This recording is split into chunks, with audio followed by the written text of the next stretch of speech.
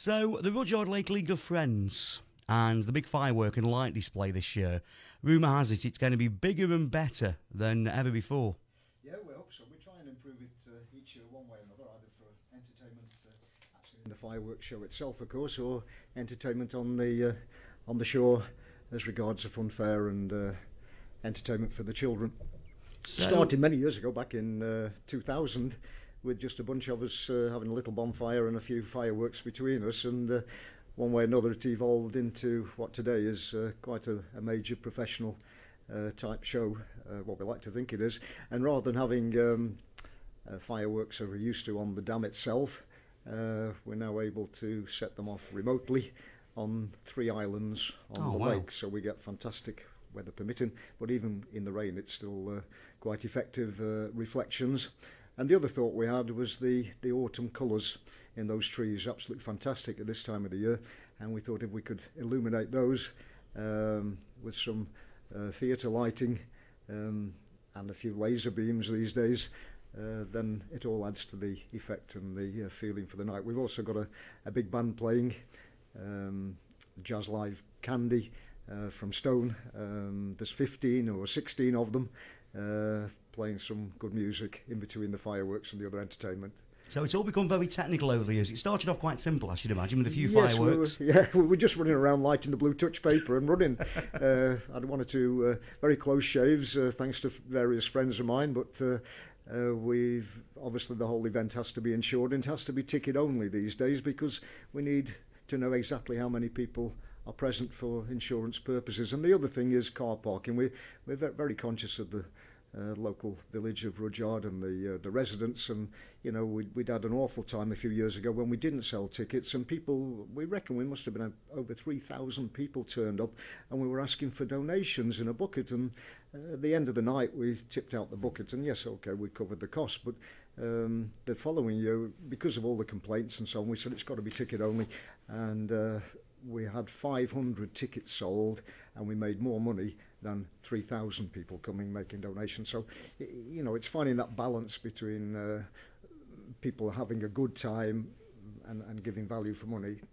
Yeah, because I mean the Rudyard Lake League of Friends and the Trust, all year round, pretty much 12 months of the year, 365 days a year, there's somebody down there doing work, and you're enhancing the experience people have at the lake and enhancing the local area, aren't you?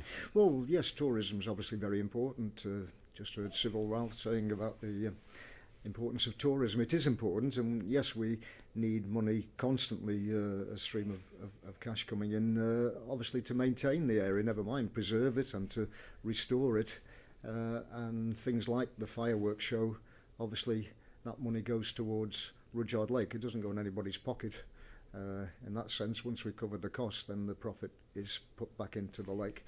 And as you are aware, at the moment we are desperately trying to gather money for a new trip boat, and that's already well in production. It'll be ready by the end of the year, although we haven't paid for it yet, so we're still about £30,000 short against 72,500 that it's going to cost. So if there's anybody out there fancying to give any donations, we've been absolutely overwhelmed by the support we're getting from the local community and visitors to the lake far and wide from all over the world. Really, people have been making donations towards a new trip boat, which shows just how important Rudyard is to so many people. So these fundraisers, such as the firework display, are a really important part of what you guys do. It is. I mean, these days, it's one of the few events that we actually do. I mean, that's why we need that trip boat, because that was giving us a regular income which we could put back into the lake. Without that, we're lost. But the fireworks certainly top up that. And the money this time, I'm hoping, if I can talk with colleagues in the League of Friends, the majority of it will go towards that new trip boat. And what happened to the old one then? Was it decommissioned? Yeah, sadly she got rot in her bottom. It's an awful thing. Yeah, I was going to say, yeah, it doesn't dry sound rot pleasant. and wet rot. And I mean, she was from 1942, a lovely old craft called Honey, and she was the captain's private boat on a destroyer, which has seen a lot of action during the wartime years, and it escorted the convoys across the Atlantic and also up in the Arctic. So we don't want to destroy Honey by any means. We want to restore her to a point. She won't go back in the water again as such, but we're hoping to make her into some kind of a tourist attraction where youngsters and adults and people with wanting more knowledge of what happened in the wartime years and Honey's history, we can display actually in the boat itself. They can go into the boat is the plan, and actually see what she's been through. Oh, like a museum based within It is, a yes, boat on within land? a boat, yeah, that's the idea. I was going to ask what's going to happen, because I've got no idea what happens to old retired boats. I know planes, you see those massive storage areas in the desert, don't you? Yes, where there's hundreds of Boeing 747s and the right. like, but boats, no idea. From what we can gather, a lot of the old boats of Rudyard from the early 1900s were all wooden, of course. They were all ex-lifeboats from various merchant ships. And some divers went in some years ago, and it's pitch black down there. They can't see a thing. They can just use their hands to feel the way around. And they found lots of ribs of boats actually in the deep end, the dam end. Just lying there, slowly rotting in the silt on the bottom. Water burial, then. It is indeed, yeah, and so that's what they used to do, just sink them rather than take them off. I suppose that's a fitting end. I suppose if they can't do anything with them, the works many years at Rudyard, and they've the final resting places at Rudyard. That's right. There was an old steamboat, and some years ago when we started down there, a chap up the lake when the water was very, very dry. Taken down for the canals in a hot summer. I think it was about 96. A chap who lives up the lake said, "Come and look at this, Ray." And I went up and looked out of his balcony with a pair of binoculars, and what did we see but the funnel of an old steamboat sticking up out of the silt. Oh, wow. Part way up the lake, but certainly towards the deep end. And Makes you wonder what's on there.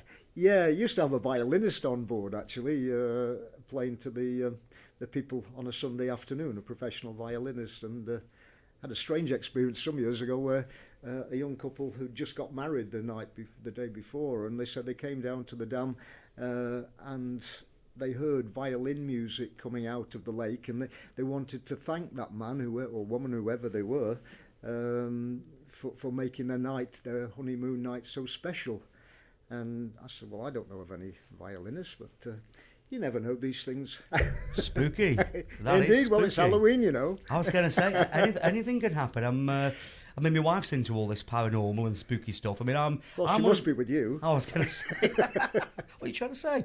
But no, I mean, I'm one of these people, Ray, I don't know about you. I only believe things if I can see them. Yes. If I see something, like next week we're going on a ghost tour. We're going to a haunted building in Stoke. Yes. We're going on one of these ghost tours. And if I see something, right, then I'll change my opinion. But until I see something, I'm quite sceptical when it comes to that kind of thing. Yeah, indeed. It'd be interesting to get an expedition actually down.